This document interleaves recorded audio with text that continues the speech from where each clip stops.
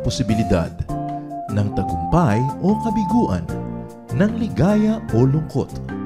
Kaya marapat lamang na tanggapin si Jesus bilang tagapagligtas at Panginoon. At matapos yun ay panariwain ang katapatan at paglapit sa Kanya bawat araw o day by day. Ang day by day ay naglalayong umalalay sa pang-araw-araw na pamumuhay. Narito po si Kuya Ed Lapis sa mensaheng pinamagatang What do you lose to fear?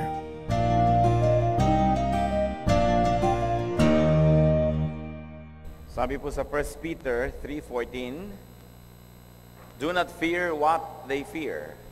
Do not be frightened.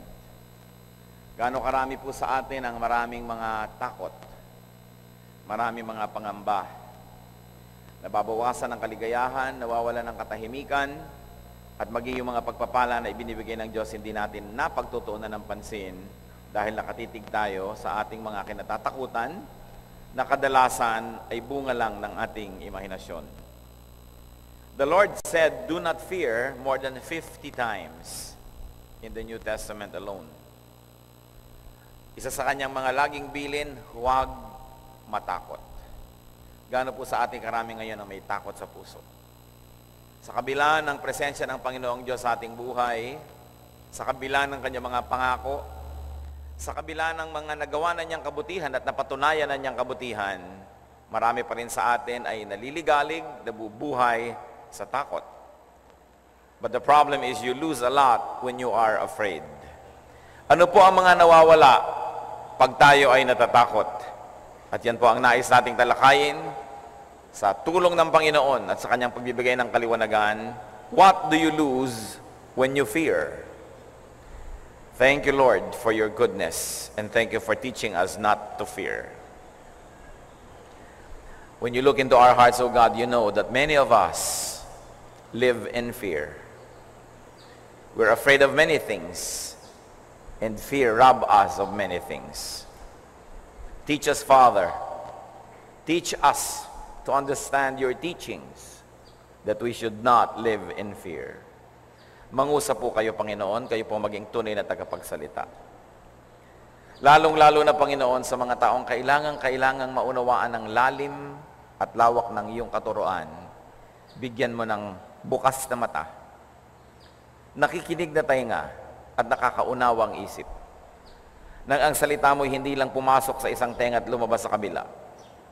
Nang ang salita mo, Panginoon, huwag mabaliwala, but that your word may accomplish the purpose for which you send it, and that is to set us free.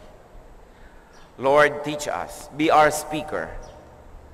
Enable us to have peace in spite of the many troubles around us.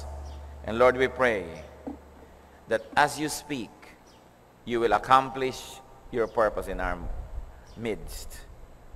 Lead us unto greater godliness, and more importantly, may you lead us to a life of peace. Speak, Father. Use your servant only as your footstool, but be the true speaker. May you answer our questions, strengthen our weaknesses, and enlighten our blurred vision. Teach us, Father. In the name of Jesus, your Son, our Lord, we pray. Amen. What do you lose to fear? Marami pong nawawala sa isang taong takot at sa isang taong nabubuhay sa takot. When afraid, you lose, first of all, time. You lose time. Malaking pag-aaksaya ng oras at panahon ang takot at ang pagiging takot. Time that could otherwise be dedicated to fruitful work and to peaceful rest is misspent. Binibigyan tayo ng panahon ng Diyos para sa lahat ng bagay. Panahon na magtrabaho, panahon na mamunga, panahon na magpahinga. Subalit ang lahat ng yan ay nasisira kung tayo nabubuhay sa takot sapagkat wala tayong ma-accomplish. Oras ng pahinga, hindi ka makapagpahinga. Oras ng tulog, hindi ka makatulog. Oras ng trabaho, hindi ka makapagtrabaho. Sinisira ng masasamang espiritu ang timetable ng Panginoon para sa atin. So you lose time when you worry and when you are afraid. Also, you lose energy. Malakas magpapagod ang takot. Kumisan nga, panaginip pa lang nasa panaginip nyo, kayo natatakot, may humahabol sa inyo, merong gustong gumawa ng masama. Paggising nyo, pagod na pagod kayo, na parang totoong nangyari. Because what we imagine in the mind happens in another sphere. It happens in another level of truth. Although it may not always happen in the physical world. Pero meron yan na bunga. At masaklap ang bunga ng pag-aalala at takot. Because it makes you weak. It drains you of your energy. Proverbs 17:22, a crushed spirit dries up the bones. Nakatutuyo ng buto, yaang malugmok, malungkot, mag-alala, matakot. Napakahirap na gawin. When afraid, you lose peace. Especially peace of mind. And when afraid, the tendency is for you to infect other people to the point that they are also disturbed. When afraid, you lose your cheer, your happiness, your cheerfulness. Nawawala ang sigla, ang saya, ang katahimikan, and you also lose soundness of mind. Nasisira ang proseso ng pag-iisip, nababawasan ang katalinuhan, nalilito at maraming maling nagagawa. What's more, when you're afraid, you lose your dignity. Warriors, fearful people, debase themselves. Pinabababa ang pagkatao noong may katawan, noong may sariling isip, kung siya ay nabubuhay sa takot. Maging si David, isang mahusay na mandirigma, magiging hari ng Israel, napakagaling na tao, pero dahil pinangunahan ng takot, nagbaliw-baliwan, kahit na ang kanyang sariling dignidad ay napabayaan. Sa 1 Samuel 21:12-13, David took these words to heart and was very much afraid of Achish, king of Gath. So he pretended to be insane in their presence. And while he was in their hands, he acted like a madman, making marks on the doors of the gate and letting saliva run down his beard. Alam niyo po noon sa Israel at sa mga kanugnog bayan, ay may kaugalian na hindi mo pinapatay ang isang taong baliw. At sa takot itong si David na siya'y masaktan, ay nagbaliw-baliwan. Hayaan na lumolobo ang kanyang laway at tumutulo sa kanyang bigote. Kinakalmot-kalmot niya yung mga pintong kahoy hanggang magkaroon ng uka at marka ito. Nagpanggap siyang nababaliw dahil siya'y natakot na masaktan. When you are afraid, you lose God's favor. You lose God's blessings. Why? Because fear means lack of faith. Yang takot ay nagpapahayag lamang ng kakulangan ng pananalig at pananampalataya. At ang pananampalataya ang unang hinahanap ng Diyos upang tayo ay kanyang katuwaan. Hebrews 11:6, and without faith, it is impossible to please God. And when God is not pleased, what kind of blessings can anyone expect? Kaya napakahalaga po na may pananalig. Fear and worrying rob people of many things. Fear and worrying do not bring good to anyone. Luke 12:25-26, who of you, by worrying, can add a single hour to his life? Since you cannot do this very little thing, why do you worry about the rest? Oo nga naman. Sino nga naman sa kabila ng ibayong pag-aalala ang makapagdadagdag isang oras man lamang sa haba ng kanyang buhay? At sabi ng Biblia, kung itong maliit na bagay na ito, isang oras na idadagdag sa buhay mo, ay di mo kayang gawin kahit ka mag-alala, eh di lalong hindi mo kayang gawin sa pamamagitan ng pag-alala ang higit pang mga malalaking bagay. So bali, walang mag-alala. Mag-aalala ka tungkol bukas, wala pa nga yung bukas na hindi mo pa nga alam kung buhay ka pa bukas, nag-aalala ka pa. Nag-aalala ka tungkol sa next week, sa next month, sa next year. Meron akong payables next month, meron akong payables next year. Pag gusto po nating mag-alala tungkol sa darating pa, ang kailangan lang natin gawin ay lingunin ang mga nakaraan na at itanong nyo sa sarili nyo sa Diyos, nagkulang na ba siya? Kasi kung nagkulang na ang Diyos, dapat patay ka na ngayon. Nagkulang pala siya eh. Nagkulang siya ng proteksyon, di napahama ka na hanggang mamatay dapat. Nagkulang siya ng provision, di dapat namatay ka na sa gutom. Nagkulang siya ng pag-aalaga sa iyo, so dapat namatay ka na sa pagkakapabaya sa iyo ng Diyos. Pero dahil buhay ka pa, kumisan nga overweight pa. Kumisan nga ang inaalala mo dahil yung mga iiwan mong pamana kaya kalitong-lito. Hindi dahil wala, kundi dahil meron. At kung nalilito tayo at nag-iisip tayong walang-wala tayo, mag-isip-isip kayo.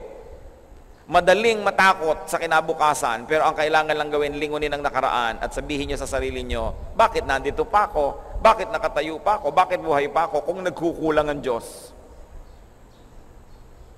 All we have to do is remember God's good track record, and our faith will definitely be strengthened. How then can we avoid fear?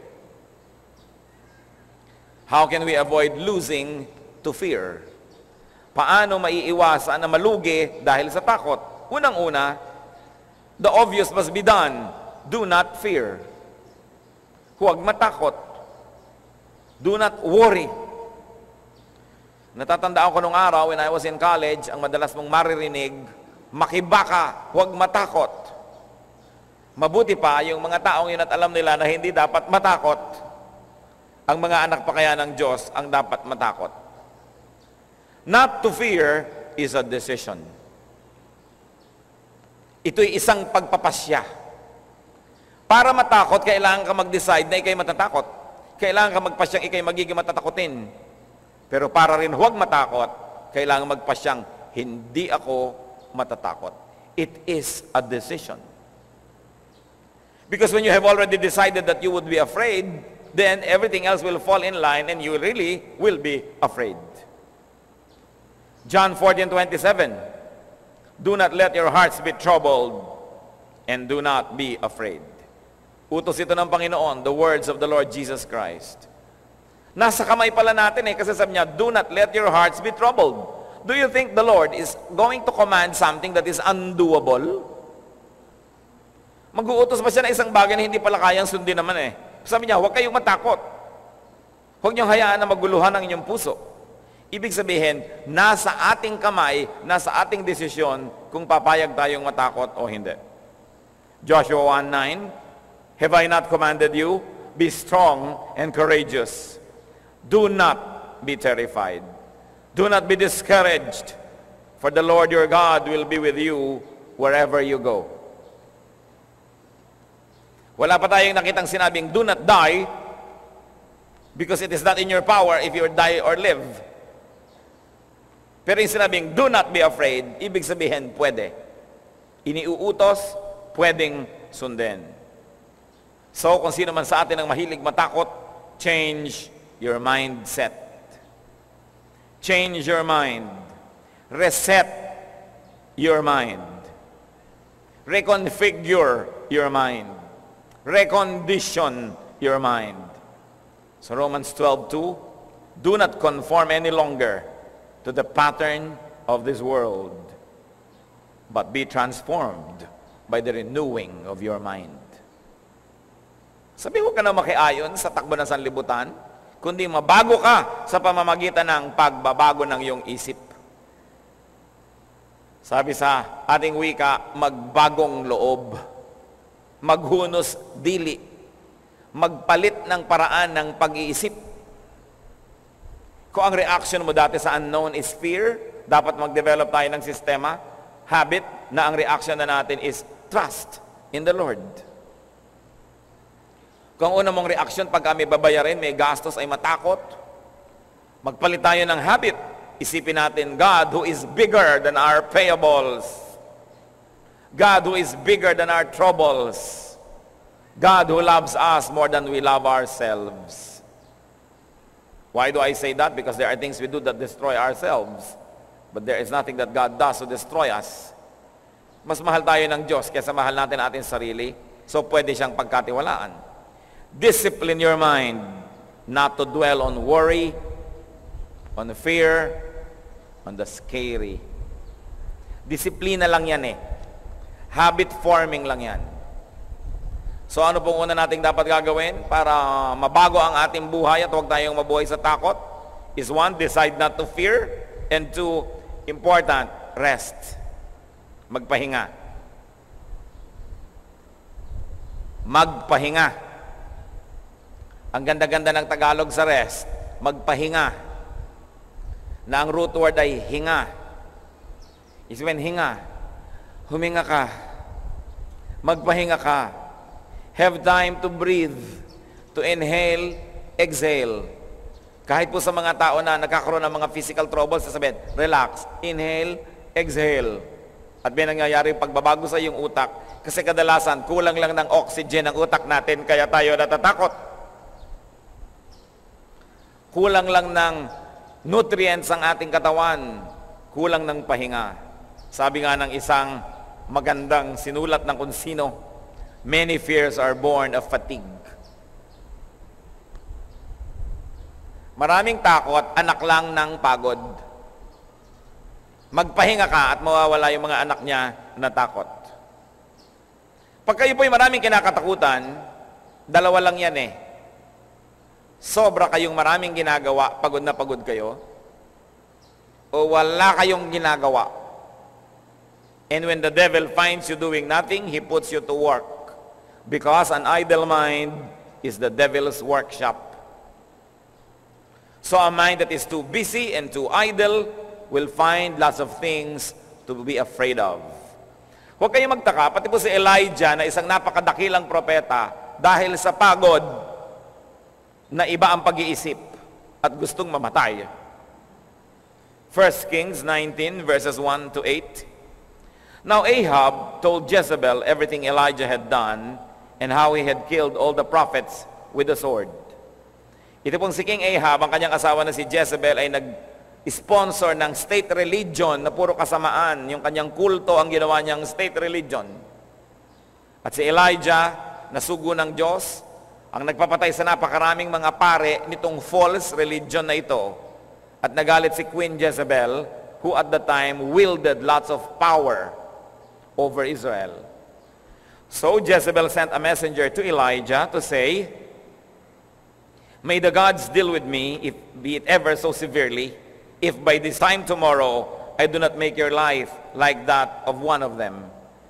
So sabi ni Jezebel, tinitiyak ko sa iyo kung anong ginawa mo doon sa aking mga alagang pare, gagawin ko rin sa iyo, patay ka bukas. Elijah was afraid and ran for his life. When he came to Beersheba in Judah, he left his servant there, while he himself went a day's journey into the desert. He came to a broom tree, sat down under it, and prayed that he might die. I have had enough, Lord, he said. Take my life. I am no better than my ancestors.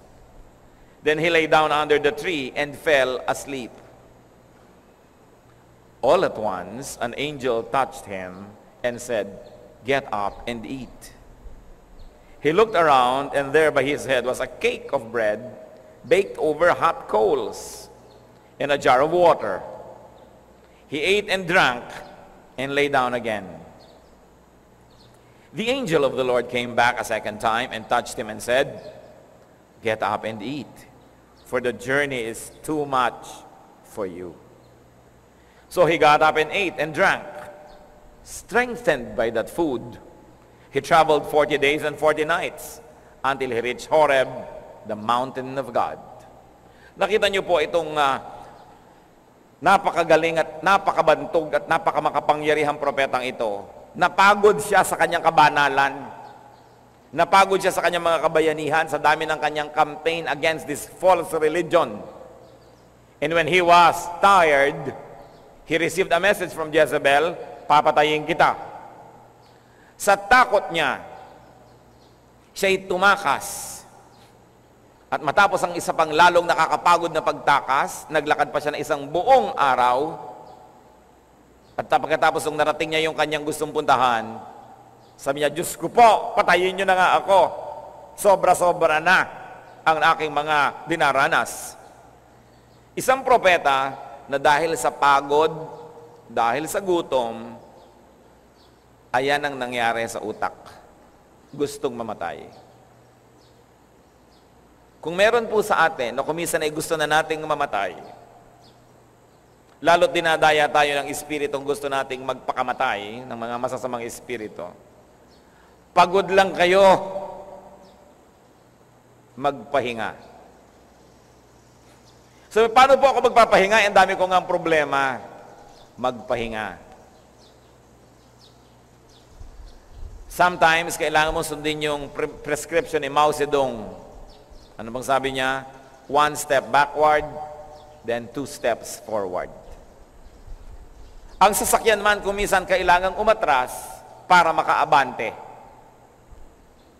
Kung kayo nasa isang garahe at nasa harap ng sasakyan nyo yung dingding, di ba't kailangang umatras muna kayo bago kayo umabante? Ba't kayo aabante ng aabante kung tiyak na babangga lang kayo? So bakit pipiliting sumigi ng sumigi, sumugod ng sumugod kung di nyo na kaya? Magpahinga. Ang Diyos nga nagpahinga eh. So, pastor, hindi ko po kaya magpahinga, mapapahamak ang buong daigdig. Kahit si Darna, kung minsan nagiging Narda, nagpapahinga din siya. Kahit ang mga superhero, kung minsan ordinaryong tao lamang sila. Huwag niyong isipin na pag tumigil kayong maghanap buhay, tumigil kayong magsikap, tumigil kayong mag-alala, tumigil kayong magbunganga, at tumigil kayong magalit, ay titigil din ang mundo. Isipin niyo na lang, umaandar ang buong Inglaterra, wala kayo doon. Umaandar ang buong Australia at maayos naman ang andar, wala naman kayo doon. So aandar din ang buhay ng pamilya nyo kahit paminsan-minsan kayong mawala, magpahinga at manahimik. We need to rest. People underestimate the importance of rest, but you only have to remember that God put it as one of the 10 commandments. Sabi niya, you must rest because a tired mind becomes a devil's toy. It becomes a toy of the devil. Kailangan kompleto ng oras ng tulog, ng pahinga, ng kain. Kaya nakita niyo po itong propeta, nakatulog sa pagod. Pero ginising siya ng anghel. Sabi, huwag mo munang ituloy ang tulog mo kasi walang laman ng sikmura mo. Heto ang bagong bake na tinapay, umuusok pa. At heto naman ang isang pitchel na tubig. Kumain ka't uminom. At nung ginawa niya, natulog. Pero ginising uli, kumain ka pa't uminom. At alam nyo, matapos yon nung magising uli, 40 days and 40 nights naglakad. 40 days at least. Lumakas uli siya. Kung meron sa ating may mga suicidal tendencies, magpahinga lang kayo. Pagod lang yan. Pagod ang kaiisip, pagod ang pagpupuyat, pagod na pagsisikap. Another way to avoid fear, trust in God. Magtiwala sa Diyos. John 14:1, sabi ng Panginoon, do not let your hearts be troubled. Trust in God. Magtiwala. Psalm 56:3-4, when I am afraid, I will trust in you. In God whose words I praise, in God I trust. I will not be afraid. What can mortal man do to me? Sabi niya, pagka ako'y natatakot, papalitan ko yon ng pagtitiwala. Oras na ako'y tinutokso na ng takot, ipapaalala ko sa aking sarili kung sino ang Diyos. At ako'y magtitiwala. Another way to avoid fear is to live as to receive God's protection. Live in a way that you will receive God's blessing. Mamuhay sa paraan na nakakalugod sa Diyos at kung ganon, tatanggap ng pagpapala ng Diyos. Jeremiah 7:23, obey me, and I will be your God, and you will be my people. Walk in all the ways I command you, that it may go well with you. Linaw. Sundin mo ko. Ang anong magiging bunga niyan? Magiging Diyos mo ako. At ikaw ang aking magiging bayan. magiging ama mo ako at ako, ikay magiging anak ko pag sumusunod ka. At pag ginawa mo yan, mapapasaayos ang lahat. Pero Lord, sumusunod naman po ako sa inyo sa lahat. 1, 2, 3, 4, 5, 6. Nagtatype naman ako, nagaganito ako, oo nga, pero hindi ka sumusunod sa isang utos. Trust. Hindi ka sumusunod sa isang utos. Have peace. Hindi ka sumusunod sa isang utos. Do not be troubled because you allow all of these things to trouble you. So akala mo sumusunod ka talaga, pero marami kang di sinusunod, kaya ka magulo. Akala mo lang, masunurin ka na nga. Saan ka naman nakakita ng Diyos na sinusunod mo na, tas ang bunga pa rin, magulo ka? Siguradong may problema. Ikaw at hindi ang Diyos. Ang mahirap sa mga tao kuminsan, nagiging self-righteous. Lord, naglilingkod naman ako sa inyo. Nagdo-donate ako, tumutulong ako sa mahihirap. Sinutulungan ko ang mga naguguluhan ng buhay, etc., etc. Ba't ang gulo-gulo pa rin po ng buhay ko? Well, meron ka pang hindi sinusunod. Trust. And trust is when you don't see a thing that intellectually tells you that you can trust. Faith is the assurance of things only hoped for. It is the proof of things that are not seen. Kaya mahalaga ma-develop po natin ang ating pananalig. Sa mga makatatakutin, mga kapatid, kung matatakutin kayo, I will encourage you, ituloy nyo yan. Patuloy kayong maging matatakutin. Pero, palitan nyo ang kinakatakutan. Fear God instead. Total, mahilig kayong matakot. Sige. Kaya lang, sa Diyos na lang tayo matakot. Bakit ka natatakot sa momo? Bakit ka natatakot sa kamatayan? Bakit ka matatakot sa kasalatan? Bakit ka matatakot sa kawalan ng pera? Matakot ka sa Diyos. Psalm 33:18, but the eyes of the Lord are on those who fear Him, on those whose hope is in His unfailing love. So what does this verse tell us? That God gives us undivided attention. His eyes are on us. Psalm 34:7, the angel of the Lord encamps around those who fear Him, and He delivers them. Pinaliligiran ng mga anghel ng Diyos ang mga taong may takot sa Diyos. So God promises protection. But many people fear the enemy, not God. When you fear God, God lets His angel encamp around you, and you are protected. Psalm 111 verse 5, He provides food for those who fear Him. He remembers His covenant forever. Provision ang isang pangako dito. So what do? Stop all your needless losses to fear. Sobrang marami nang nalulugi sa inyo pag tayo'y natatakot. Si Abraham, isa sa mga pinakadakilang lalaki sa Biblia, but Abraham lost his holy standing to fear for his life. Sa takot na mamatay, nung naglalakbay sila ng napakaganda niyang asawang si Sarah, natakot siyang pag-interesahan ng mga Egyptians ang kanyang asawa at patayin siya para mawala siya sa landas. Huwag siya maging sagabal. Sabi niya sa kanyang asawa, "Hoy Sarah, sabi mo sa mga Egyptian, kapatid kita ha.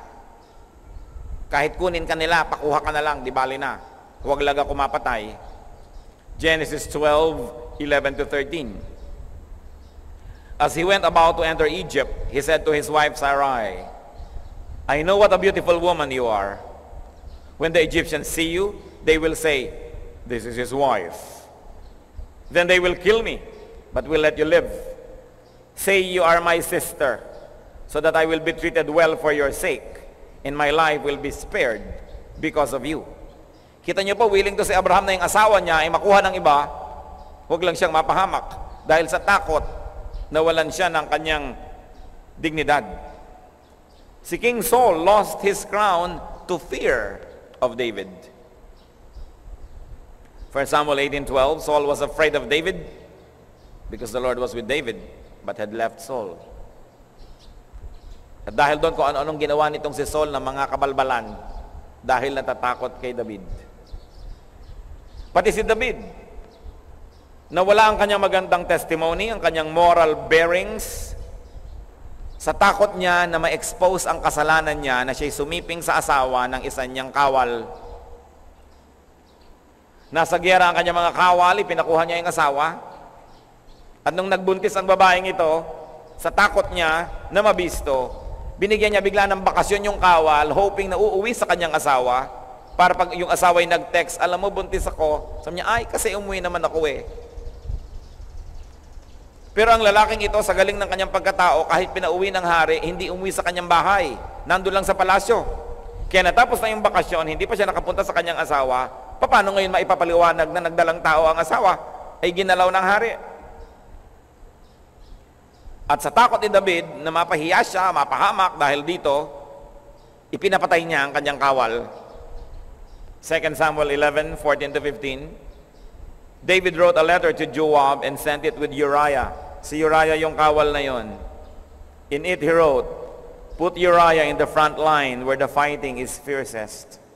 Then withdraw from him, so he will be struck down and die." Nakita niyo itong mga magigiting na mga tao na to sa Biblia, ang nagagawa nilang mga kamalian dahil sa takot.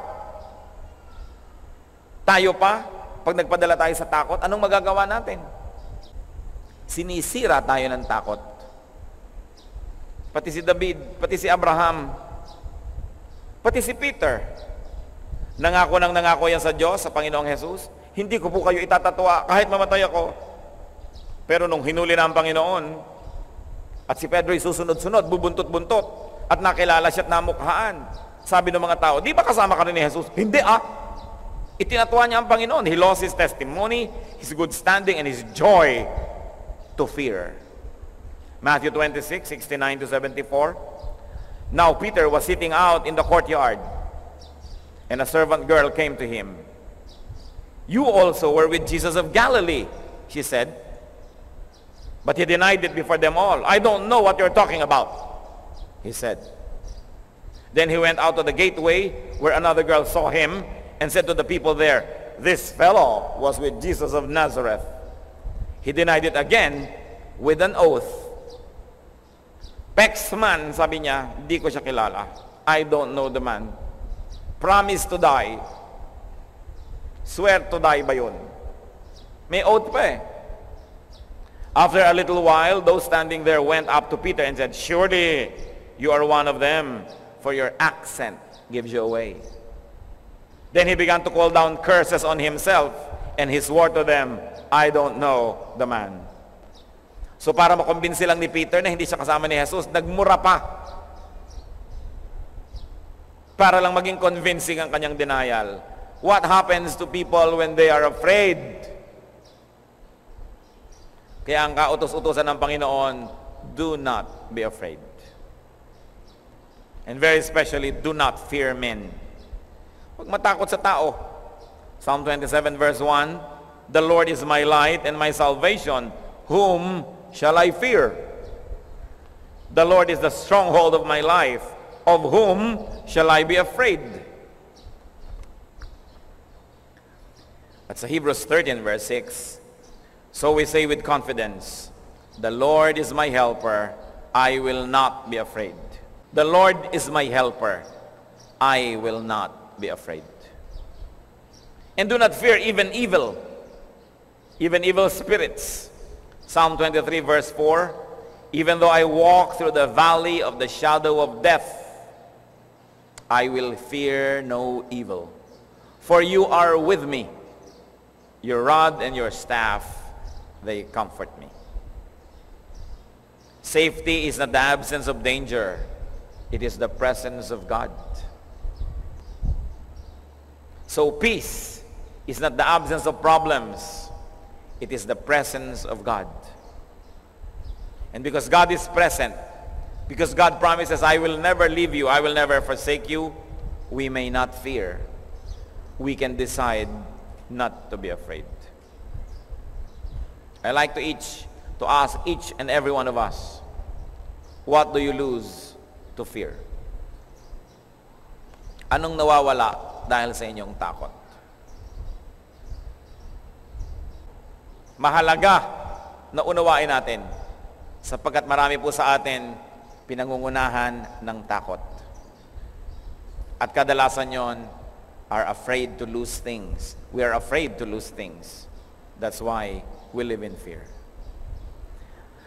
Panginoon naming Diyos, kami po ay nagpapasakop sa inyo sa sandaling ito.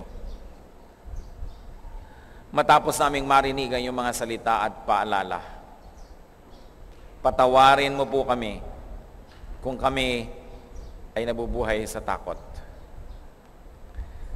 Patawarin mo po kami pag hindi namin nasusunod ang utos niyong huwag kaming matakot. Patawarin niyo po kami kung kami nagdududa kuminsan sa inyong kapangyarihan, sa inyong karunungan, sa inyong kabutihan. Siyasatin niyo po ang aming puso, Panginoon, kung ano-anong nawawala sa buhay namin dahil kami may takot.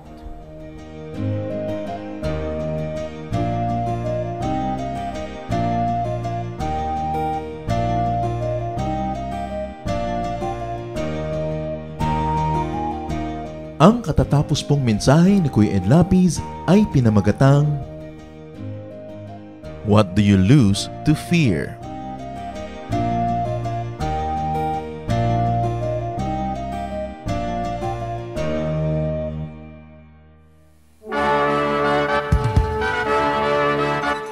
Halina't sama-samang sumamba at magdiwang sa Day by Day Jesus Celebration kasama si Kuya Ed Lapiz. Bulwagan ng Panginoon, PICC, one Sunday a month, Philippine International Convention Center, Rojas Boulevard, Pasay City. All other Sundays, sa mga day-by-day mini-bulwagan ang pagtitipon. Para sa buwan ng Setyembre, gaganapin ito sa September 1, 2024. 8 a.m. ang First Jesus Celebration, 10 a.m. naman ang Second Jesus Celebration. Para sa iba pang detalye, bisitahin ang ating official Facebook page, Day by Day Friends.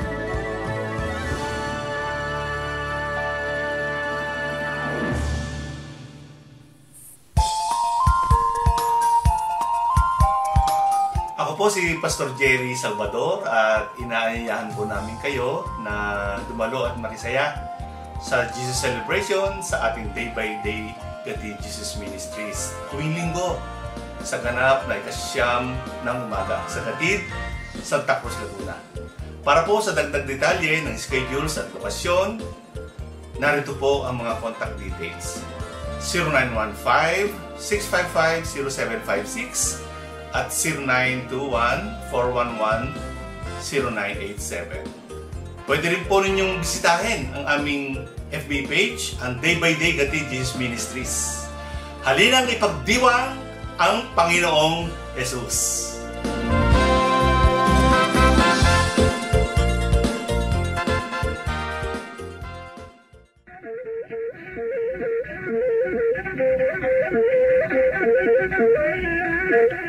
Mayaman sa hiyas ang ating bayan at isa sa hiyas na yan ang musika. Napakaraming nalilikhang tunog ng mga Pilipino mula sa iba't ibang instrumento. Narito ang palendag, instrumentong pangmusika ng mga Maguindanao sa Cotabato.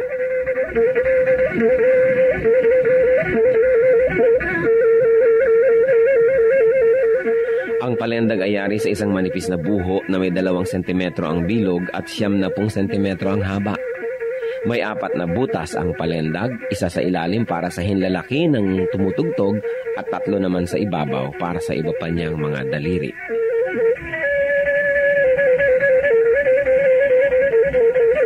Inukaan ang isang dulo ng buho upang lumapat ito sa labi ng manunugtog habang siya'y umiihip.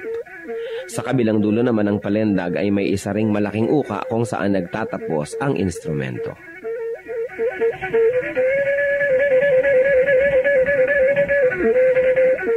Ang pagtugtog ng palendag ay pawang improbisasyon ng manunugtog.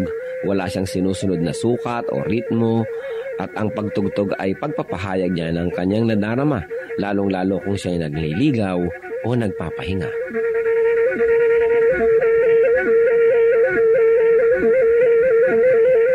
Ang musika ay wika ng kaluluwa.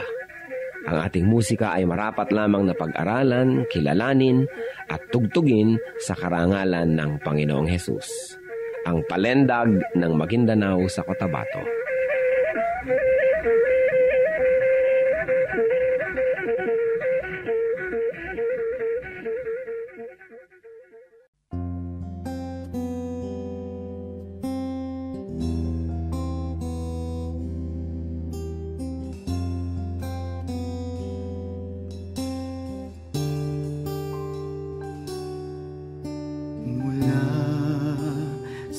Sinapupunan ako'y iyong kilala. Wala na ngang iba, sa inyo'y hihigit pa. Panginoon, tapat dakila ka. Kayo lang ang pupurihin at siyang tatanghalin, pagkat kay buti-buti niyo sa akin. Ang pag-ibig na sadyang kay ganda, mga pangako niyo'y gabay sa aking daan. Walang makapapantay sa anak ninyong alay. Ang pag-ibig niyo'y sapat kailan pa man.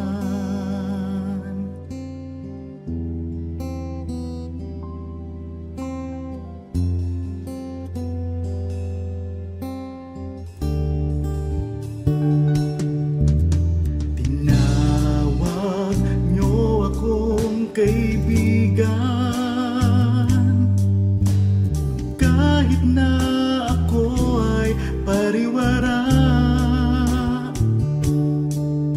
sagat sa labis ang inyong pagmamahal, sa tupang sa kawan na nawala.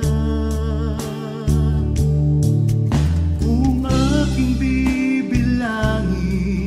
bawat butil ng buhangin, ang habag niyo'y ganon karami rin. Ang pag-ibig niya sadyang kay ganda, mga pangako niyo'y gabay sa aking daan. Walang makapapantay sa anak na inyong alay. Ang pag-ibig niyo'y sapat kailan pa man. Paano ba masusukat taas, lalim, layo't lawak ng pag-ibig niyong sadyang walang hanggan, walang hanggan. Ang pag-ibig na sadyang kay ganda, mga pangako niyo'y gabay sa aking daan. Walang makapapantay sa anak na inyong alay. Ang pag-ibig niyo'y sapat kailan pa man. Ang pag-ibig niyo'y sapat kailan pa man. Ang pag-ibig niyo'y sapat kailanman.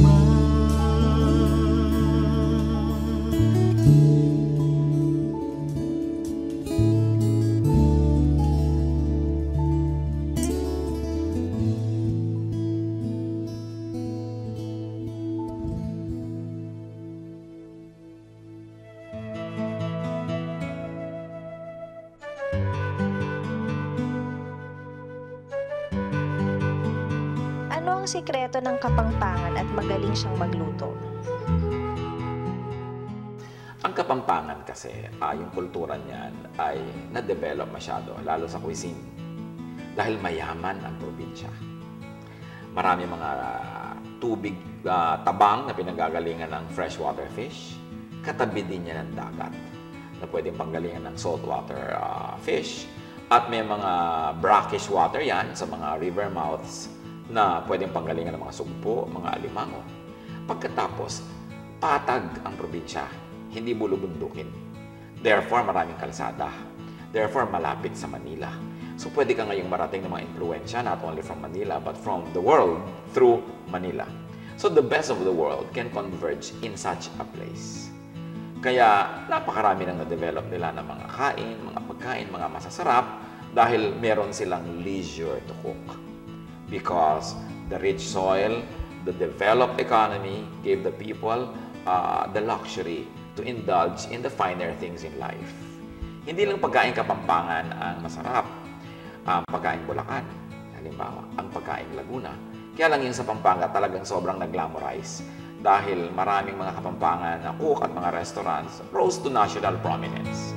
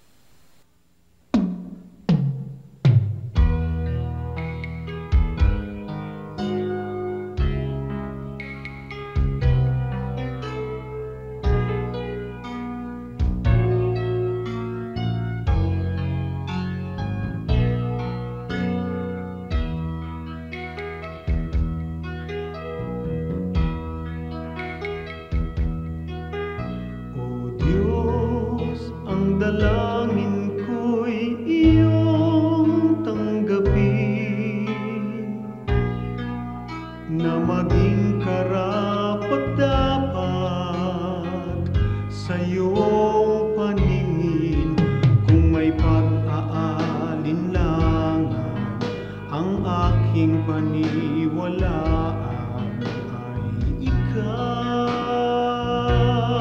O Diyos, ang kailangan ko'y iba yung lakas upang di ko natahakin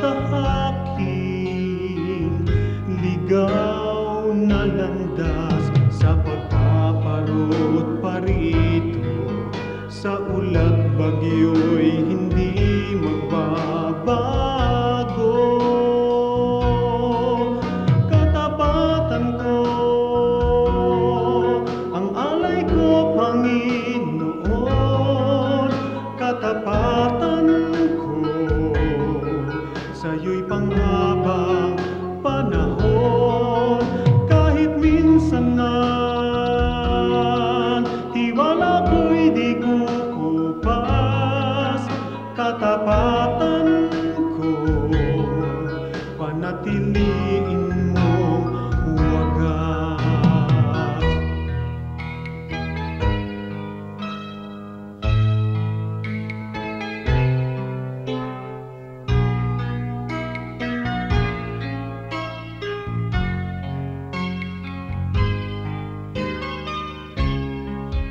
Sa pagpaparot parito, sa ulat bagyo'y hindi magbabago. Katapatan ko, ang alay ko, Panginoon. Katapatan ko, sa'yo'y panghabang panahon. Kahit minsan man tiwala ko'y di kukupas, katapatan ko, panatiliin mong wagas.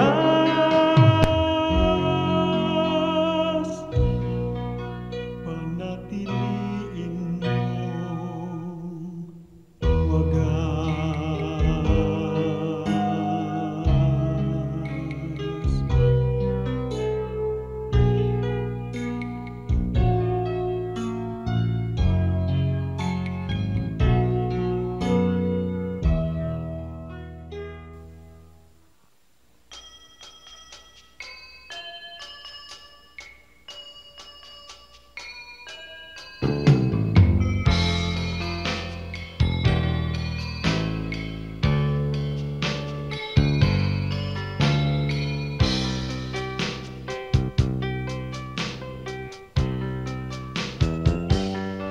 Nais kong mamasdan ang ngiti sa bawat labi, kagalakan ay maghari kailanman.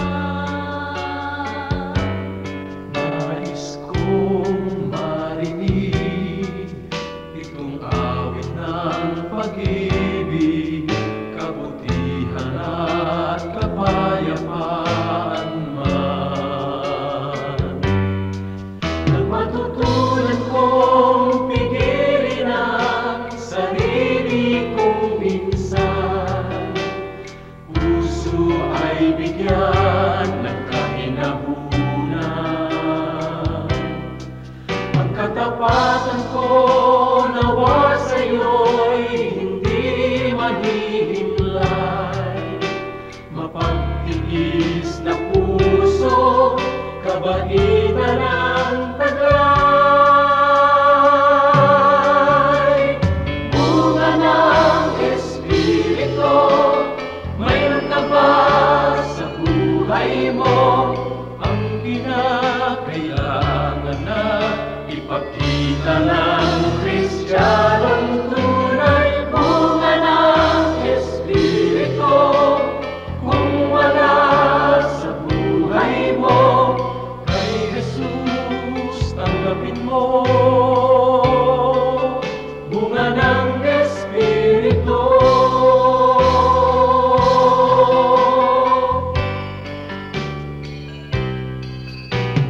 Kay Jesus tanggapin mo. Bunga ng Espiritu.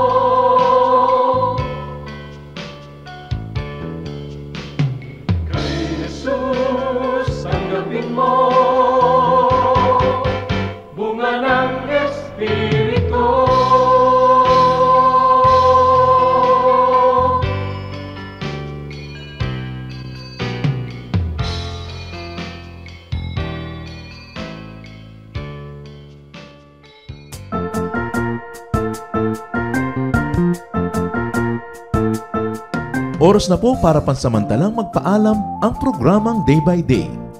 Tayo po'y magsama-sama tuwing ika-6 hanggang ika-7 ng umaga, araw-araw. Magandang umaga po at mabuhay ang Panginoong Hesus!